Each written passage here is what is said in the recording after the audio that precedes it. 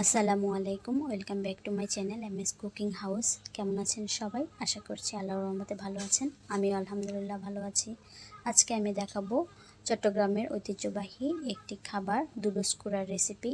তো চলুন শুরু করা যাক। এখানে আমি একটি ব্লেন্ডারের জগে নিয়ে নিয়েছি মশলা। এখানে হলুদ গুঁড়া, মরিচ গুঁড়া, মুরগির মাংসের মশলা নিয়েছি, কিছু পেঁয়াজ কেটে নিয়েছি, কয়েক টুকরা আদা, কয়েক টুকরা রসুন, কাঁচামরিচ, এগুলো আমি নিয়ে নিয়েছি পরিমাণ মতো সবগুলোই। এই তো দেখতে পাচ্ছেন। তো এগুলো আমি পরিমাণ বলতে ভুলে গিয়েছি। একটা মুরগির জন্য 1 চা চামচ মরিচ গুঁড়া, আধা চা চামচ হলুদ গুঁড়া, গরম মশলা এবং জিরা সবগুলোই একসাথে আমি দিয়ে দিয়েছি পরিমাণ মতো। এরপরে এই যে মুরগিটাকে এভাবে ওয়াশ করে নিতে হবে ভালো মতো, ভিতরে যেন কোনো ময়লা না থাকে। এরপরে যে মশলাটা আমি নিয়েছি ব্লেন্ডারের জগে ব্লেন্ড করে, সেই মশলাটা দিয়ে এই মুরগিটাকে আগে ভালো করে মেখে নিতে হবে। একটু মুরগিটাকে ভালো করে মেখে নিয়ে এরপরে একটু কেটে কেটে দিচ্ছি যাতে করে ভিতরে মশলাটা ঢুকে। এই তো কাটা হয়ে গেছে। এবার আমি এটা সিদ্ধ হতে দেব যতক্ষণ না পর্যন্ত ভালো মতো সিদ্ধ হয়। এপিট ওপিট করে ভালো করে সিদ্ধ করে নিতে হবে। এই তো দেখে বোঝা যাচ্ছে ভালো মতো সিদ্ধ হয়ে গেছে। এবার একটি কড়াইতে একটু বেশি পরিমাণে তেল দিয়ে দিতে হবে।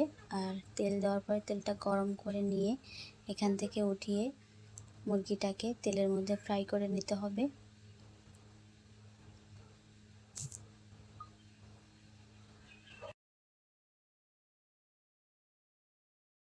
দেখতে পাচ্ছেন খুব সুন্দর করে লাল লাল করে ভেজে নিয়েছি। দুই পাশেই খুব সুন্দর মতো ভাজা হয়ে গেছে। এবার এটা উঠিয়ে এই মশলার সেই আগের পাতিলে দিয়ে দেব। দেখতে পাচ্ছেন কালার আর রান্নাটা কিন্তু অসম্ভব মজার হয়েছিল। চট্টগ্রামের মানুষ বিয়ে বাড়িতে এই দুলুস কুড়াটা করে থাকে এবং স্পেশাল জামাইদের জন্য এই রান্নাটা করা হয়।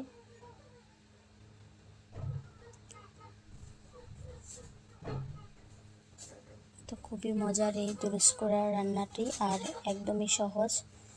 তো আপনারাও কিন্তু এইভাবে দুলুস কুড়া বানিয়ে মেহমানকে চমকে দিতে পারেন।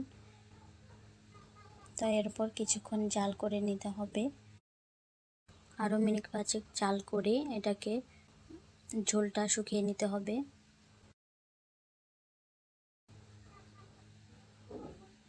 খুবই মজার হয়েছিল এই দুলুস কুড়াটা। এই দুলুস কুড়াটা রান্না করেছে আমার শাশুড়ি।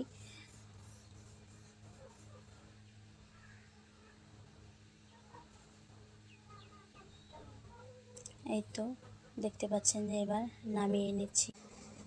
তো এবার আমরা পরিবেশন করে নিব। তো কেমন হয়েছে আজকে মুরগির দুলুস কুড়ার রান্নার রেসিপিটি অবশ্যই কমেন্টে জানাতে পারেন।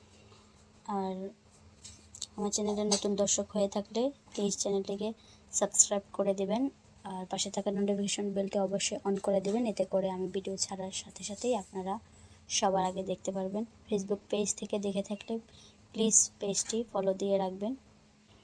তো আজ এখানে বিদায় নেব, দেখা হবে অন্য কোনো ভিডিও নিয়ে। এ পর্যন্ত আল্লাহ আপনাদের ভালো রাখুক, সুস্থ রাখুক। আল্লাহ হাফেজ।